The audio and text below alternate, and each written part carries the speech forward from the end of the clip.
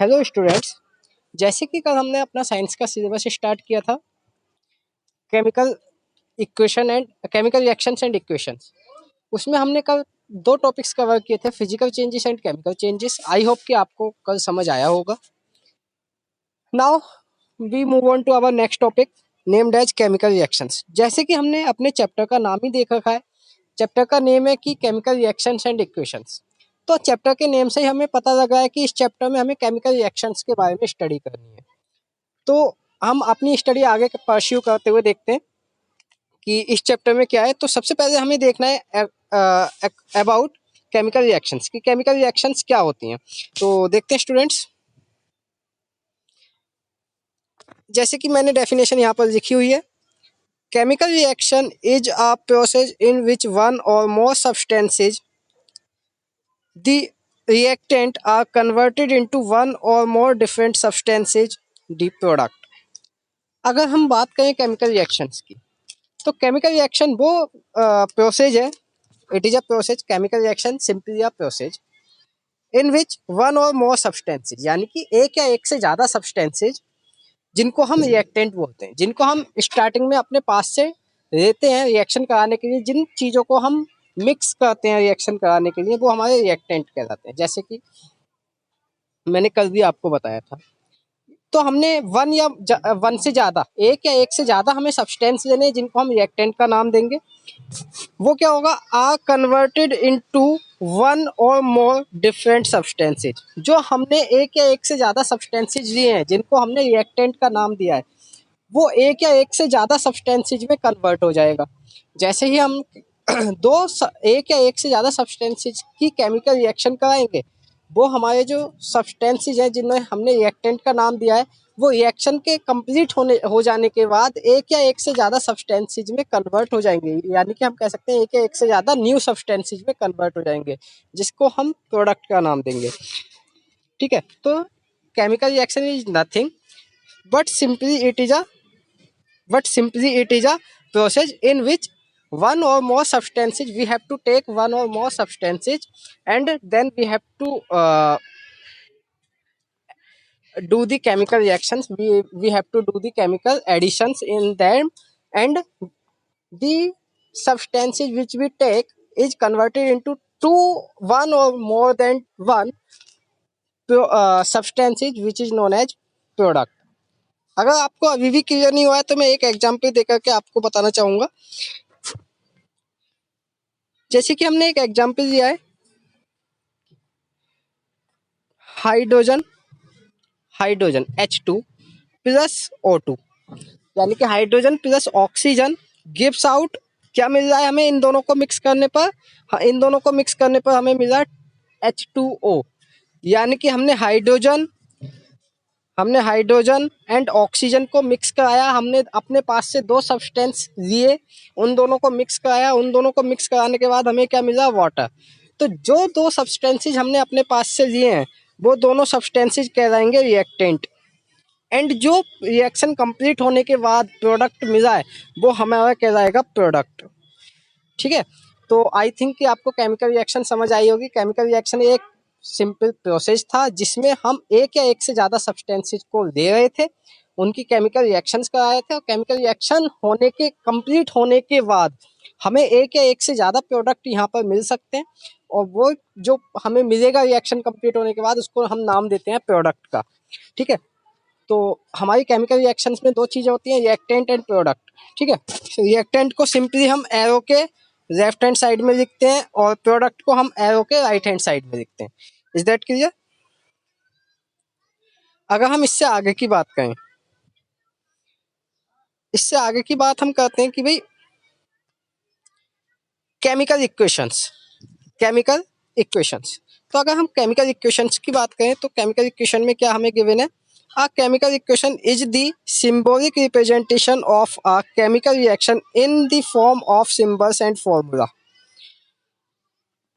हाँ, according to definition अगर मैं थोड़ा सा एक्सप्लेन आपको करने की कोशिश करता हूँ, तो chemical equation is nothing but simply a symbolic representation of a chemical reaction. अब हमें पता है कि हम हाइड्रोजन और ऑक्सीजन को आपस में ऐड करेंगे तो वहाँ से हमें वाटर मिलेगा एज अ प्रोडक्ट। लेकिन ये चीज़ हमें पता है, अब इसको रिप्रेजेंट कैसे किया जाए। एक तो सिंपल सा मेथड है कि हम इसको वर्ड्स में लिखें। किस तरीके से लिखेंगे कि भाई when we add when we mix hydrogen and oxygen we get water as a product. But ये थोड़ा सा लॉन्ग मेथड हो जाएगा रिप्रेजेंट करने का। अगर हम इसको सिंपली शॉर्ट मेथड में रिप्रेजेंट करने की कोशिश करें तो हम इसको केमिकल इक्वेशन की फॉर्म में लिख सकते हैं। कैसे? हम कुछ नहीं लिखेंगे इसमें, हमें खाली क्या लिखना है कि भाई सिंबल्स की फॉर्म में लिखना है। हमने क्या लिया था पहले? हाइड्रोजन लिया था, तो हाइड्रोजन का सिंबल कुछ इस तरीके से हो जाएगा। फिर हमने कहा कि हमने ऑक्सीजन टेक आउट किया, हमने ऑक्सीजन लिख दिया, क्या मिला वो इधर लिख देते हैं। तो ये क्या हो गया? एक शॉर्ट रिप्रेजेंटेशन हो गया किसका? केमिकल रिएक्शन का। तो केमिकल इक्वेशन भी सेम काम करती है। केमिकल इक्वेशन क्या है? It is a chemical equation is a symbolic representation of a chemical reaction. Chemical reaction को सिंबल्स की फॉर्म में रिप्रेजेंट करना ही हमारा केमिकल इक्वेशन कहलाता है। ठीक है, आई थिंक कि आपको इसमें कोई प्रॉब्लम नहीं होगी। अच्छा, मैंने बताया था जो चीज़ें हम अपनी तरफ से टेक आउट करते हैं, जो हम रिएक्शन से पहले चाहिए होती हैं हमें, वो हमारी कहलाती हैं रिएक्टेंट। रिएक्टेंट का मतलब है ऐसे सब्सटेंस जो रिएक्शन करें। ठीक है, तो ये क्या बन गया? हमारा रिएक्टेंट। और जो हमें फाइनल सब्सटेंस मिलता है केमिकल रिएक्शन कंप्लीट होने के बाद, उसको हम बोलते हैं प्रोडक्ट। ठीक है, इसमें आगे क्या लिखा गया है? आगे लिखा गया है where in the reactant entities are given on the left hand side। हमारी जो रिएक्टेंट है वो मैंने अभी आपको पहले ही बता दिया था कि भाई लेफ्ट हैंड साइड में लिखी जाएंगी। जो रिएक्टेंट होंगे वो एरो के लेफ्ट हैंड साइड में लिखेंगे and the product entities are on the left right hand side of the arrow. हमारे जो प्रोडक्ट होंगे वो एरो के राइट हैंड साइड में हम लिखेंगे। ठीक है, एग्जाम्पल मैंने दिया है, ये एग्जाम्पल अभी मैं आपको बिल्कुल पूरा एक्सप्लेन कर चुका हूँ कि भाई हमने क्या किया। हमने हाइड्रोजन लिया, ऑक्सीजन लिया, हमें क्या सब्सटेंस मिला? Finally water. तो ये दोनों हो जाएंगे हमारे रिएक्टेंट और ये हो जाएगा हमारा प्रोडक्ट। ठीक है, इसमें बहुत ज़्यादा आपको कन्फ्यूजन होने की कोई चांसेस है ही नहीं। ठीक है, इससे आगे की अगर हम बात करें, अब अभी आपने देखा होगा कि भाई मैंने खाली यहाँ पर ऑक्सीजन लिया है, वो हाइड्रोजन लिया है। अब हाइड्रोजन तो मैंने टेक आउट किया है, लेकिन ये टू लिखने का क्या मतलब है? Why I am writing here too? तो इसका क्या रीजन है? इसका रीजन अभी हम बताएंगे आपको, आगे देखते हैं थोड़ा सा। यस, अब जो केमिकल रिएक्शन है, जब केमिकल रिएक्शन की स्टडी करते हैं तो एक आता है बैलेंस्ड केमिकल इक्वेशन। क्या है? Balanced chemical equation. Yes, this one, balanced chemical equation. Balanced chemical equation क्या होती है? देखते हैं। देखो, the chemical equation where the number of atoms of an element on the reactant side is equal to H the number of atoms in product side. Yes, क्या होगा? Chemical equation एक ऐसी केमिकल इक्वेशन जिसमें reactant की side भी number of atoms and product की side भी number of atoms equal होने चाहिए, उसको हम बैलेंस्ड केमिकल इक्वेशन बोलते हैं।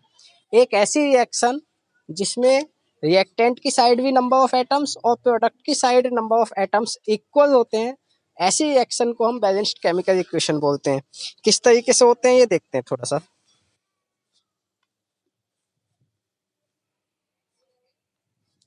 यस, अगर हम एग्जाम्पल की बात करें तो सिंपली देखो यहाँ पर हमने स्टार्टिंग में H2 लिया, या मैं थोड़ा सा और लिख करके आपको बताऊं। मैंने खाली क्या किया? मैंने H2 लिया, ऑक्सीजन O2 लिया, क्या मिला मुझे? H2O।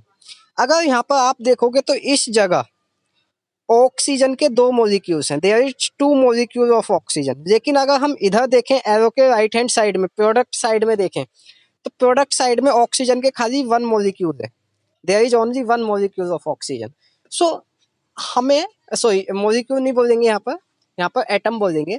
तो अगर हम रिएक्टेंट की साइड देखते हैं इस जगह, तो इस जगह रिएक्टेंट की साइड ऑक्सीजन के दो एटम्स है, और अगर हम प्रोडक्ट की साइड देखते हैं तो प्रोडक्ट की साइड हमारे ऑक्सीजन का खाली एक ही एटम है।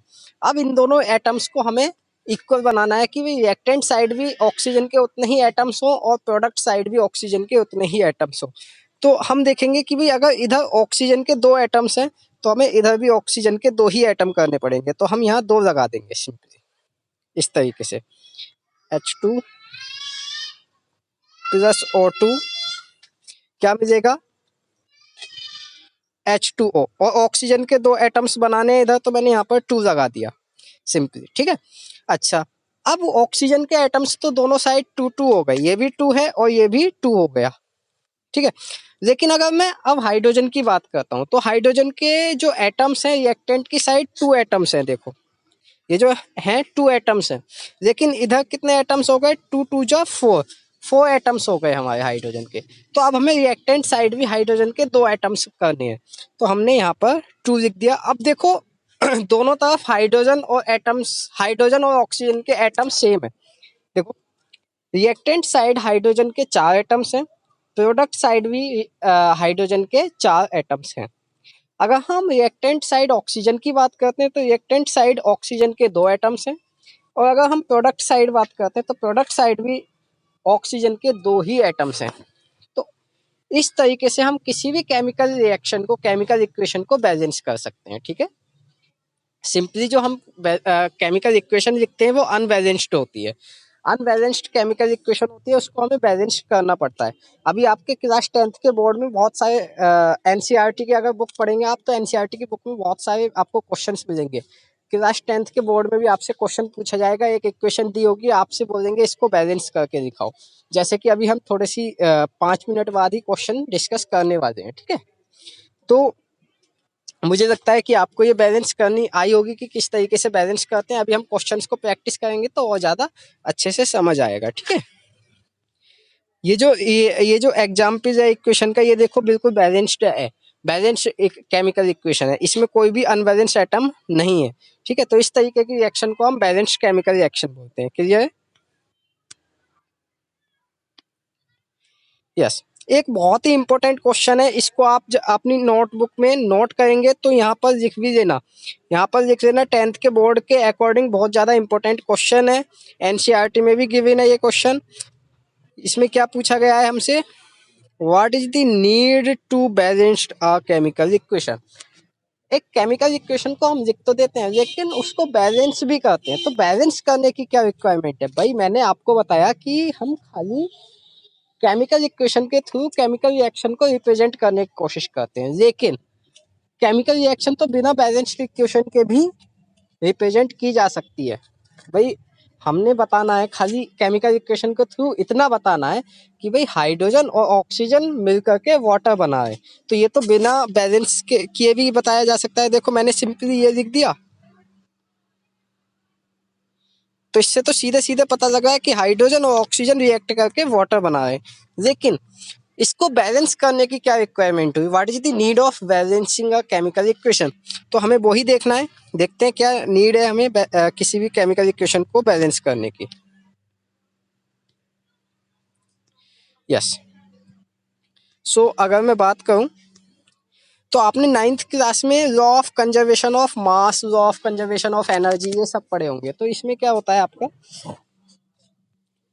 According to law of conservation of mass, mass के कंजर्वेशन के लॉ के according mass can not be created, mass को क्रिएट नहीं किया जा सकता, नॉर बी डेस्ट्रॉयड, और ना ही उसको डेस्ट्रॉय किया जा सकता है। So to equate the mass of reactant and product, to equate the mass of reactant and product, इसको ठीक कर लेना, ये दिस इज एंड है, this is and, AND and product, to obey the law of conservation of mass we have to balance the chemical equation. Yes, जैसे कि हमें law of conservation of mass ने बताया, जैसे कि हमें law of conservation of mass ने बताया कि भाई मास को ना तो क्रिएट किया जा सकता है ना ही डेस्ट्रॉय किया जा सकता है, बस उसी लॉ को फॉलो कराने के लिए हमें किसी भी केमिकल इक्वेशन को बैलेंस करना पड़ता है। कैसे, देखते हैं। जैसे कि मैंने बताया hydrogen oxygen gives out water, ठीक है। इसमें क्या होगा, देखो हाइड्रोजन का मास कितना होता है 1, तो 2 एटम है, इसका हो गया 2, प्लस ऑक्सीजन का मास कितना होता है, ऑक्सीजन का मास होता है 16 और 16 इसके कितने एटम्स हैं, there are 2 atoms of oxygen, कितना हो गया 32। ठीक है, तो रिएक्टेंट साइड अगर हम मास की बात करें तो रिएक्टेंट साइड जो हमारा जो मास है वो हो जाएगा 34 दोनों को प्लस करने के बाद। लेकिन अगर हम प्रोडक्ट साइड की बात करें तो देखो हाइड्रोजन के 2 एटम, तो दो हाइड्रोजन के एटम का मास हो गया 2 प्लस ऑक्सीजन का ओनली सिंगल एटम है, तो ऑक्सीजन का मास कितना होगा 16, 16 एंड 2, 16 एंड 2 इज 18।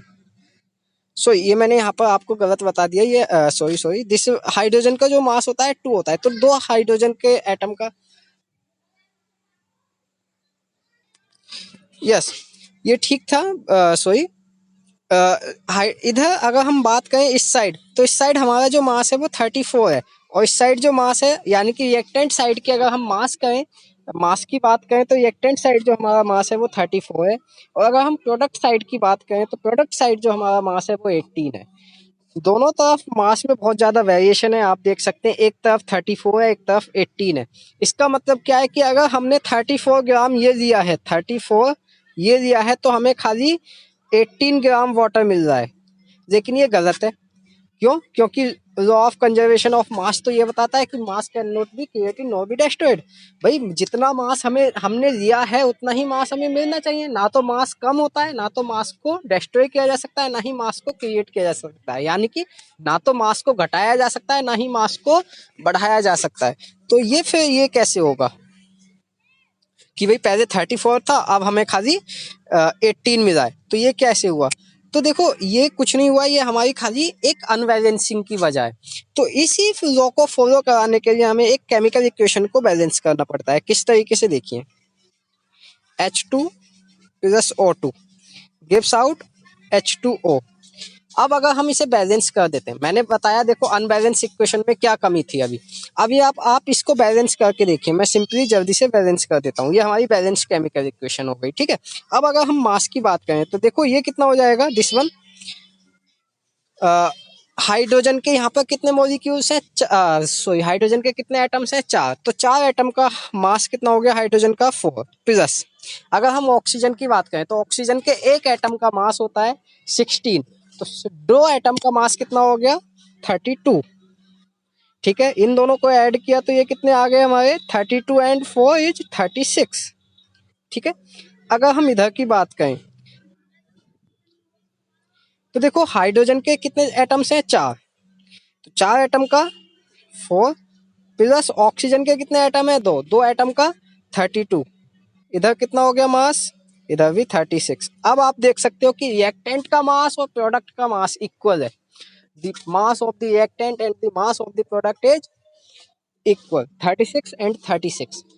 तो बस लॉ ऑफ कंजर्वेशन ऑफ मास को ओबे कराने के लिए हमें एक केमिकल इक्वेशंस को बैलेंस करने की रिक्वायरमेंट होती है, ताकि हमारा रिएक्टेंट का मास और प्रोडक्ट का मास इक्वल आ जाए, सिंपली। तो ये बहुत ज़्यादा इंपॉर्टेंट क्वेश्चन है, मैंने पूरा एक्सप्लेन किया है, आंसर मैंने आपको नोट्स में प्रोवाइड करा देना है, आप अपने पास लिख लेना है। ठीक है, चलो इतना सब कुछ हो गया। आई थिंक कि आपको समझ आया होगा कि भाई किस तरीके से हमें किसी भी केमिकल इक्वेशन को बैलेंस करना है और करना क्यों है, वो भी रीजन समझ आ गया होगा। और ये वाला जो क्वेश्चन है इसको जितनी बार चाहो उतनी बार इम्पोर्टेंट लिख लेना, बहुत इंपॉर्टेंट है ये बोर्ड के पॉइंट ऑफ व्यू से। ठीक है, चलो आगे बात करते हैं थोड़ा सा। अच्छा, एक तो होती है chemical equation, balanced chemical equation. अगर हम दूसरी अनबैलेंस्ड की बात करें, अनबैलेंस्ड, तो अनबैलेंस्ड केमिकल इक्वेशन क्या होगी, जिसमें reactant side and product side number of atoms equal नहीं होंगे, जिसमें reactant side and product side number of atoms equal नहीं होंगे, उसको क्या बोलेंगे हम, अनबैलेंस्ड केमिकल इक्वेशन। और अनबैलेंस्ड केमिकल इक्वेशन का एक और नाम होता है स्केलेटल केमिकल इक्वेशन। दोबारा लिख देता हूँ, स्केलेटल केमिकल इक्वेशन। अगर आपसे एग्जाम में पूछा जाता है कि स्केलेटल केमिकल इक्वेशन क्या होती है, तो स्केलेटल केमिकल इक्वेशन कुछ नहीं है, अनबैलेंस्ड इक्वेशन होती है, यानी कि the equation in which there is the number of atom on reactant side and the number of atom on product side is not same. ऐसी केमिकल रिएक्शन जिसमें ऐसी केमिकल इक्वेशन जिसमें नंबर ऑफ रिएक्टेंट की side और number of product की side number of sorry हाँ हम ऐसा कह सकते हैं कि ऐसी केमिकल इक्वेशन जिसमें reactant side and product side number of atoms equal नहीं होते, उस केमिकल इक्वेशन को स्केलेटल केमिकल इक्वेशन बोला जाता है। ठीक है, अगर हम इससे आगे बात करें कि how a chemical equation is balanced, हम किसी भी केमिकल इक्वेशन को कैसे बैलेंस करते हैं तो देखते हैं। जैसे कि एक ये वाली इक्वेशन हमें गिवन थी, एफ ई होता है iron plus water H2O gives out क्या मिल रहा है हमें Fe3O4 ferric oxide plus hydrogen H2। अब ये हमें एक केमिकल इक्वेशन दे दी है, इस केमिकल इक्वेशन को हमें बैलेंस करना है। तो देखेंगे सबसे पहले हम क्या देखेंगे कि भाई हमारे जो Fe है वो प्रोडक्ट साइड कितना है और रिएक्टेंट साइड कितना है। तो अगर हम प्रोडक्ट साइड की बात करें तो Fe का एक एटम है, और अगर हम रिएक्टेंट साइड Fe का एक एटम है। अगर हम प्रोडक्ट साइड की बात करते हैं तो प्रोडक्ट साइड जो है Fe के 3 एटम्स हैं, आप देख सकते हैं। तो हमने Fe के एटम्स को बैलेंस करने के लिए यहाँ पर 3 लगा दिया। अब आप देख सकते हो Fe के रिएक्टेंट साइड भी 3 एटम्स हैं और प्रोडक्ट साइड भी 3 ही एटम्स हैं। ठीक है, अच्छा अगर हम बात करें हाइड्रोजन एटम की, this one is hydrogen atom. तो हाइड्रोजन एटम जो है वो हमारा रिएक्टेंट साइड 2 है और प्रोडक्ट साइड भी 2 है। तो हाइड्रोजन एटम हमारा बैलेंस्ड है, हाइड्रोजन एटम इज बैलेंस्ड, दोनों साइड 2 है। अभी हम हाइड्रोजन एटम से कुछ भी नहीं कहेंगे क्योंकि अभी तक बैलेंस है। अब अगर हम बात करें ऑक्सीजन एटम की, तो ऑक्सीजन एटम जो है वो रिएक्टेंट साइड एक एटम है, रिएक्टेंट की साइड ऑक्सीजन का खाली एक एटम है। लेकिन अगर हम बात करें इस साइड, तो इस साइड जो है हमारा ऑक्सीजन के 4 एटम्स हैं, there is 4 atoms of oxygen. So अब अगर हमें इसको बैलेंस करना होगा तो किस तरीके से करेंगे balance.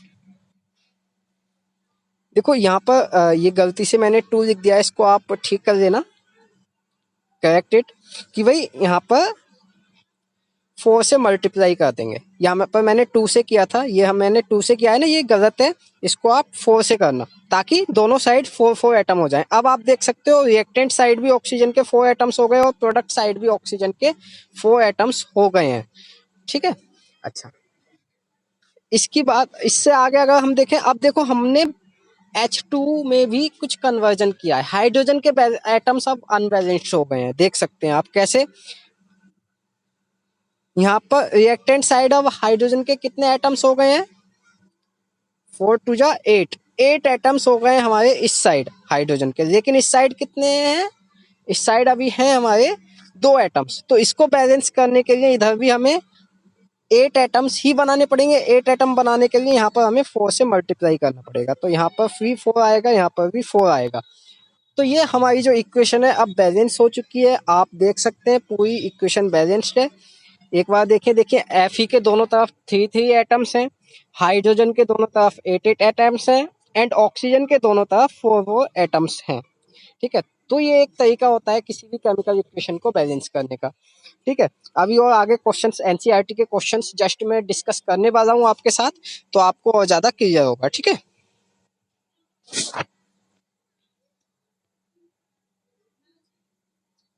Yes, the first question of NCERT is that,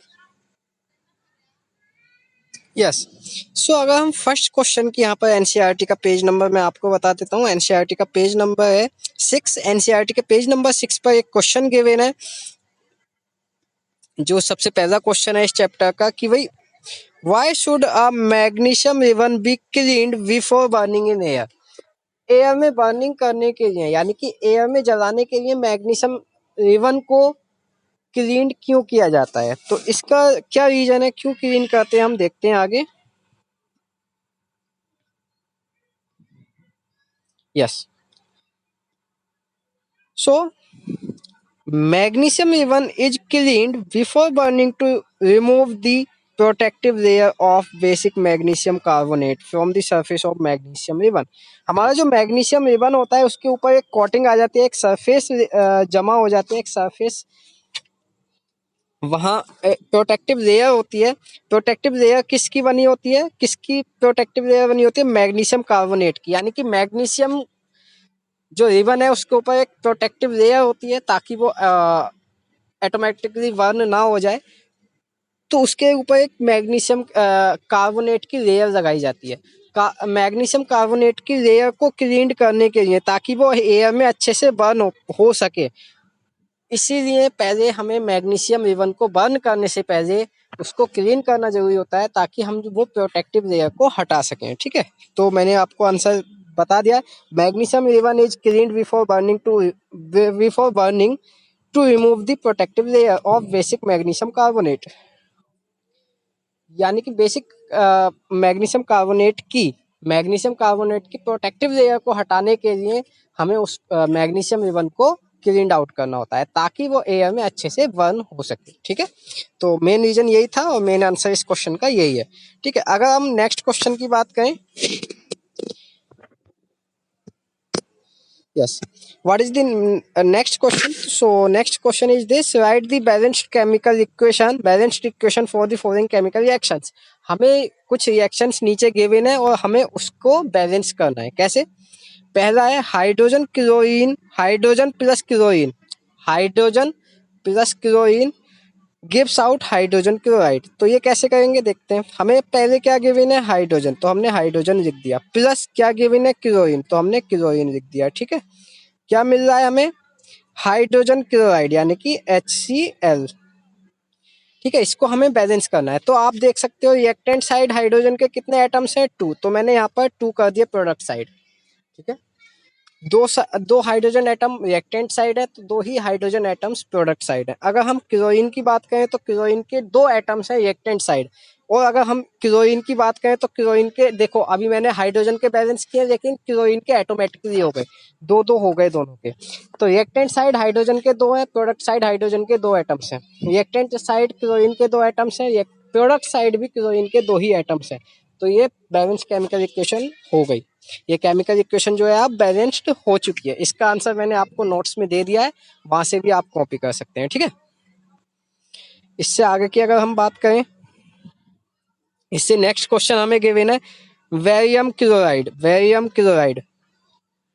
plus aluminium sulphate gives out barium sulphate and aluminium chloride. कैसे देखते हैं। देखो क्या गिवन था हमें, बेरियम क्लोराइड, दिस वन। ठीक है, दिस वन, और एल्यूमिनियम सल्फेट यानी कि दिस वन।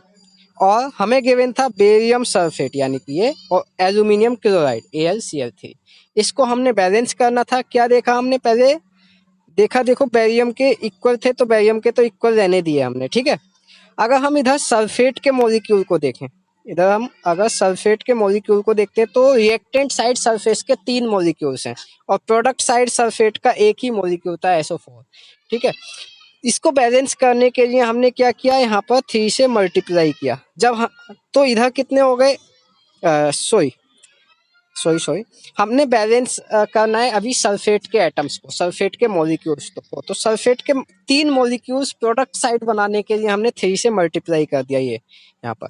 ठीक है, तो सल्फेट के 3 मॉलिक्यूल हो गए हमारे रिएक्टेंट साइड, और 3 ही मॉलिक्यूल्स हमारे प्रोडक्ट साइड हो गए हैं। लेकिन अगर हम बात करें अब बेरियम की, तो देखो बेरियम के अभी जो एटम्स हैं वो प्रोडक्ट साइड 3 हो चुके थे, लेकिन रिएक्टेंट साइड एक ही एटम था, Ba। तो उसको बैलेंस करने के लिए हमने यहाँ पर 3 से मल्टीप्लाई कर दिया। ठीक है, अब बेरियम के और सल्फेट के बैलेंस हो चुके हैं एटम्स। अब अगर हम बात करें कि भाई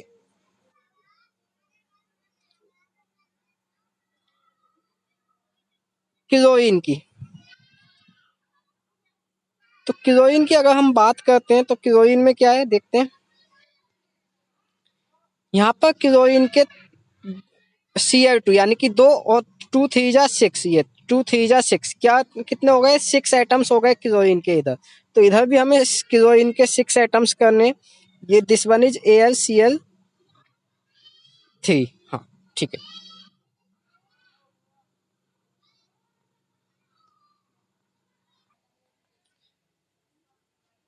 यस। सो इस साइड जो है AlCl3 है ये, ठीक है। तो अगर हम बात करें, देखो इधर जो Cl के एटम्स हैं 2 3 जा 6 एटम्स हैं, और इधर कितने हैं, अभी 3 एटम्स थे खाली, तो इधर भी 6 बनाने के लिए हमें यहाँ पर 2 से मल्टीप्लाई करना पड़ेगा। वही ये नोट्स में थोड़ा सा मिस्टेक हो गया है, इसको 2 कर दीजिए।